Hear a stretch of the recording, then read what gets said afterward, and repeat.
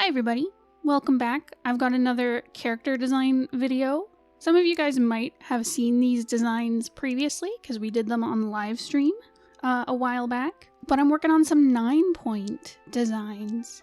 And I'm also going to talk about designing villains for your own comics. But before I get into that, I have a very important announcement that you all must listen to. Please do not skip. Please, I'm begging you. This is very important and very gay. So, Bones and I have launched a Kickstarter today for an anthology of asexual short comics. So these are all comics about the asexual spectrum, from asexual romances to platonic asexual partnerships. It's got a whole bunch of different genres. All the artists are so amazing. All the comics in it are so cute. And we're super excited to get this book funded so that we can print it and show it to the world. All of the artists and writers in it are all asexual, including Bones and myself. And it would mean a lot to us if you checked it out and possibly pledged so that we can get this book printed. Alright, that was my important announcement. Please go check it out. There should be a link in the description to the Kickstarter.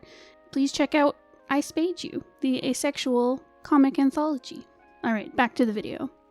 Alright, so like I said, I'm working on designs for some villains for our comic, The Scourge of 9-Point, which we actually recently started posting on Tapas and Webtoons and Comic Fury and all the comic sites.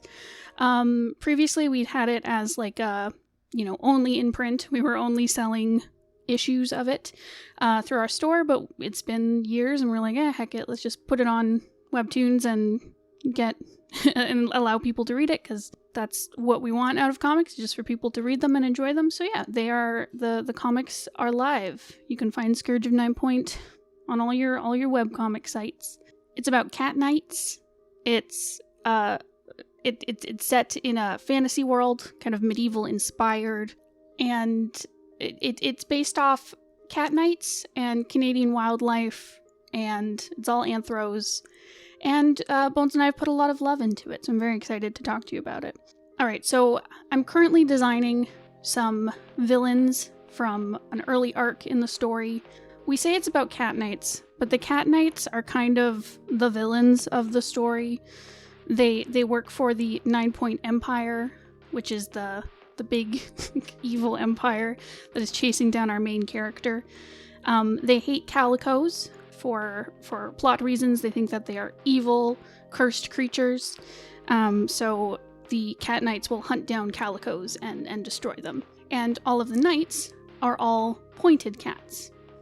Pointed just means, that like typical pattern you see on Siamese cats where they have like a dark patch on their nose and their ears and tail, and then the rest of them is white and it kind of gradients between them. That's what a point is. It's a kind of albinism in cats. It comes in a bunch of different colors, and so all of the knights, they fall within different orders based on their point color, and the magic system in 9-Point, because there is some magic, is all based on fur colors within the cats.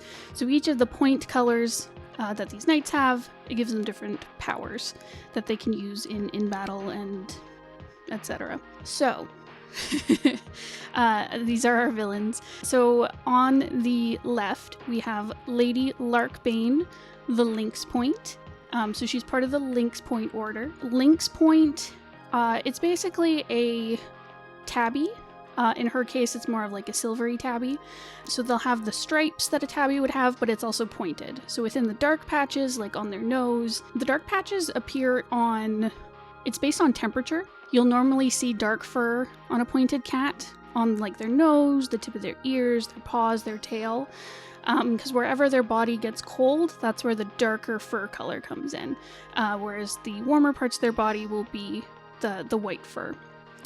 So Lynx Points, they have all of their dark fur patches have the tabby coloring on it. And then the lighter patches will just be white. Lady Bane, she is our Lynx Point, and then we have her faithful companion, Sir Peaches the Cream Point. I love his name so much. I love Peaches the Cream. He's so good. Even though he's evil, but I love him, So he is a cream point, which is... Cream is a fur color that is a dilute of orange. say you have like an orange tabby, that would be a flame point. So basically a lynx point, but it's red fur instead of like a silver tabby or a brown tabby. So that is what they call flame. And then a dilution of that fur color, so a lighter version of it, is called a cream point. So he basically has the orange tabby patterns, but it's diluted. So it's very pale. So I won't go too in depth about what their fur points mean for their powers. Bones is definitely the expert on that as the writer, whereas I'm like, I just do the art. I just make it pretty. Right. So, their personalities. So Larkbane the Lynx, she's a very intense lady. She's kind of the leader between the two of them. They've been sent out from the castle, because there have been rumors that there's a calico kitten walking around. Actually, I don't know if they know it's a kitten, but there's a calico cat walking around and they have to go destroy it. They're out in Wildlander territory, so this would be all the non-cat animals, the wild animals. Larkbane is kind of leading the charge. She's very intense. She can be a little too intense sometimes. The shape I based her off of, basically just like a sharp diamond. I wanted all her shapes to be very jagged to really show her kind of prickly personality. I also wanted to make her kind of cute. Even though she does not have a cute personality. She's not out here being, ooh, I'm a cute little kitty. She is the cat that is out there destroying native bird species. You know, she's that kind of cat. She's out here knocking things off your shelf and then laughing at you about it. And you try to pet her and she hisses and swats at you and then saunters off. You know, she's that kind of cat. But yeah, so her shapes are all kind of jagged, kind of pointy. I made her very diamond shape. I noticed, if you've seen other designs I've made for 9-point, a lot of them are very diamond shapes. Part of it is the 9-point empire has like very kind of star point diamond shapes to it. I find it just fits cats really, really well. So I'm hoping in future designs to maybe push some of the shapes a little bit farther. So she's a diamond, but she also has like little jagged shapes on it. She's also a bit more lanky. I don't know, she's a mix between being kind of like compact and cute, like in her face. I tried to make it very like into that compact kind of diamond shape, which gives her a bit of a baby face. But I also wanted her to be kind of tall and lanky, but also looking kind of muscular. Like I gave her very broad shoulders, because she is very athletic. I wanted to make her seem imposing. Part of adding that diamond shape, I gave her these very like jagged, like shoulder pads basically, to her gambeson, just because I wanted her to look imposing. She's wearing her little medieval power suit and she's girl bossing her way through, you know. And I wanted her to contrast really well with Peaches. Even though they're a team, they are very different personality-wise. So, Bones, the writer, he typically has a description for the characters. For example, like Lady Larkbane, it's like she's a very intense lynx point.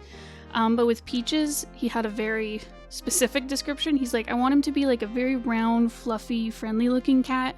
He's always got that like at peace expression that cats have when they're like being sleepy, the little like closed eyes, calm kitties, you know, when they're loafing and they got their little content eyes closed. He's like that all the time. He looks very like, I am content all the time. So yeah, so Larkbane is out here being very intense, and Peaches is out here being very like calm and content. And he's definitely this calming force to her fury. And he's very petite and very round. I wanted him to be kind of broad, and I wanted him to be a very round, chubby kitty. And very small compared to his companion.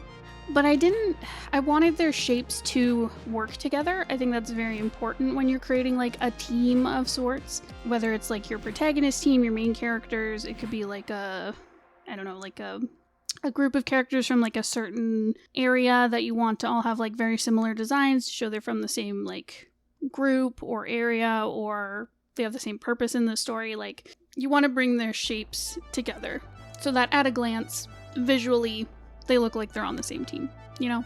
So I gave Peaches a round shape.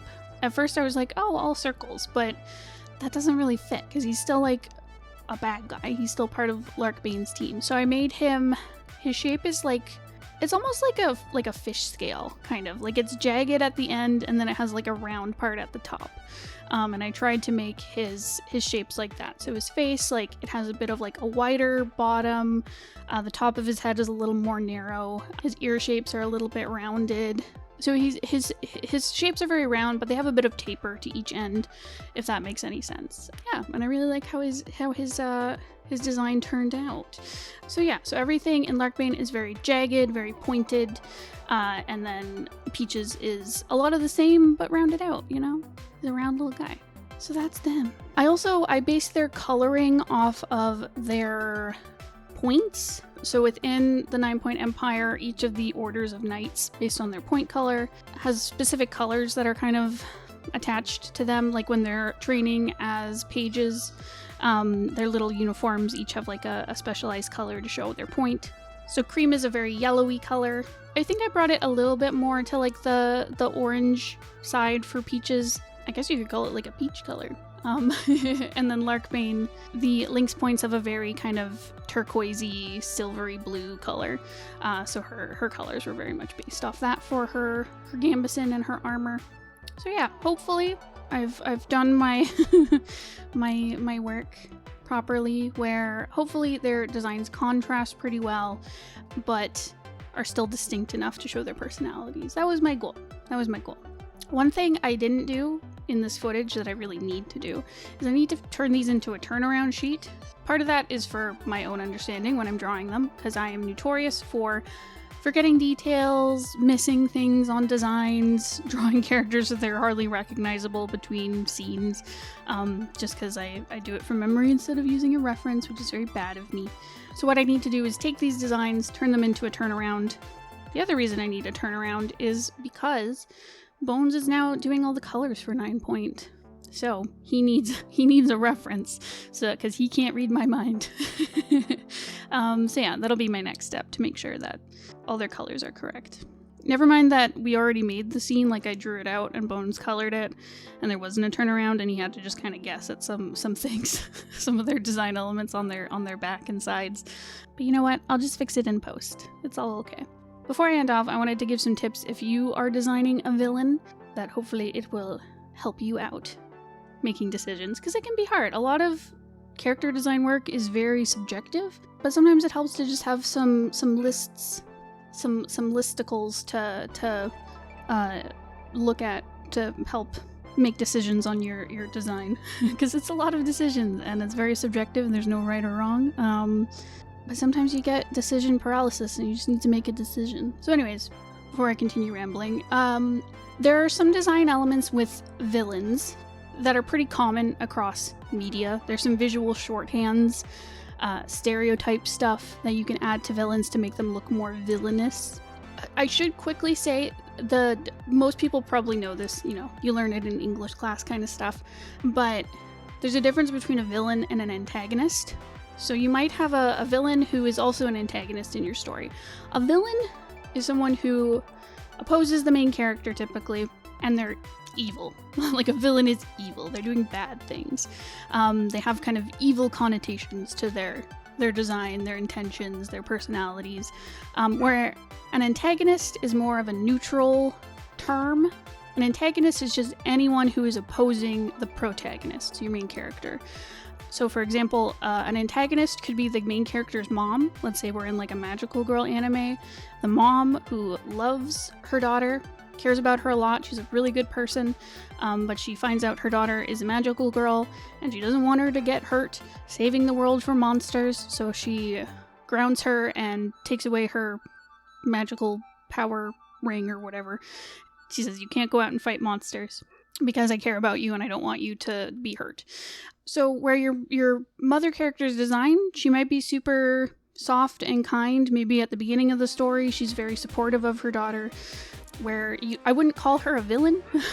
She has very good intentions, just looking out for her child.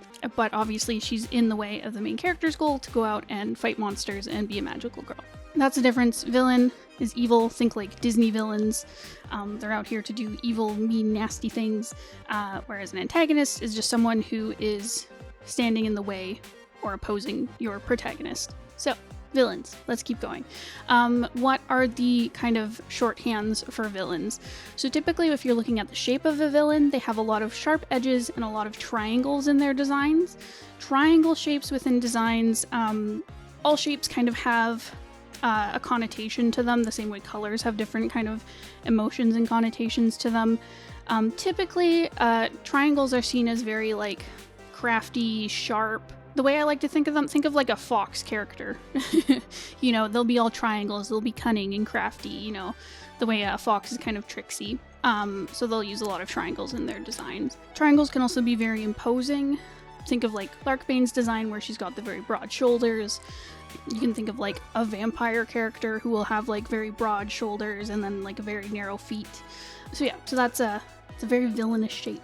As for colors for your villains, typically heroes will be given the primary colors as color palette. Think red, blue, yellow. Those are typically hero colors. Obviously it depends on the story, right?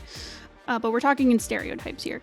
Villain characters tend to be given the secondary colors, so purple, green, and orange. Think like Maleficent, who's very green and purple. Think Ursula the Sea Witch, who has like the purple skin.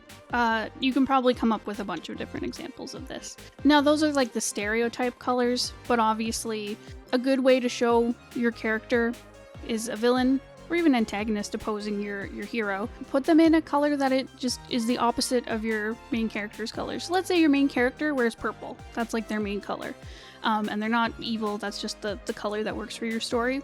If you pop your villain into yellow or gold, they're gonna completely contrast your hero. So that's a good way to do it. Just purple, green, orange, villainous colors you can reach to, very Halloween, or you can just pop them into the opposite of what your protagonist is.